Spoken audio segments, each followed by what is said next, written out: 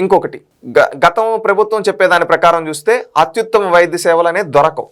ఎందుకంటే వాళ్ళు ఎవరు కడతారో ఎవరితో చేపిస్తారో తెలియదు. కానీ ఇక్కడ ఒక ట్రస్టులతో అనుభవజ్ఞులైన ఎవరైతే ఇప్పుడు టీటీడీ లాంటి ట్రస్ట్ కావచ్చు, సత్యసాయి లాంటి ట్రస్టులు కావచ్చు, మనం చూసుంటాం ఎన్నో ట్రస్టులు గొప్పగా వైద్య సేవలు అందిస్తుంటాయి. అలాంటి ట్రస్టుల ద్వారా ఇవి నిర్మితం అవుతాయి కాబట్టి ఎయిమ్స్ మాదిరి ప్రపంచ స్థాయి వైద్య సౌకర్యాలు ఉంటాయి. కాబట్టి పేదలకు సైతం అత్యుత్తమ నాణ్యతతో కూడిన వైద్య సేవలు మనం అందించగలుగుతాం.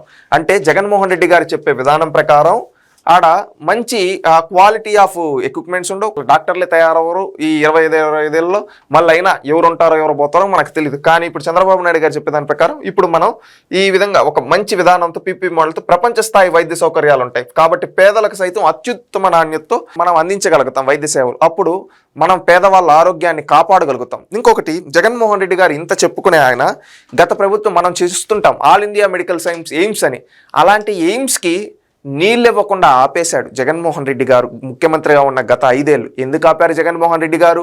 మీకు నిజంగా హాస్పిటల్ల పైన అంత ప్రేమ ఉంటే 5 ఏళ్ళు మీరు ముఖ్యమంత్రిగా ఉండేటప్పుడు కనీసం అక్కడ వాళ్ళ రోడ్డు వేసుకునే దానికి కూడా పర్మిషన్ ఇవ్వకుండా వాళ్ళని అడ్డుకున్నారు.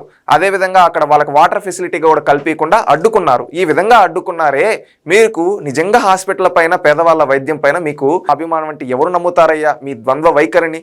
ఆ రోజేమో ఎయిమ్స్ లాంటి ప్రపంచ స్థాయి హాస్పిటల్కి కనీసం నీళ్ళు ఇవ్వండి మీరు, ఈ మెడికల్ కాలేజీల పైన నిధులు మళ్లించి కాంట్రాక్టర్లకి డబ్బులు ఎగ్గొట్టిన మీరు ఈరోజు ఆ పీపీపీ మోడల్ని వ్యతిరేకిస్తున్నామంటే ప్రజలు ఎవరు నమ్మే పరిస్థితుల్లో లేరు.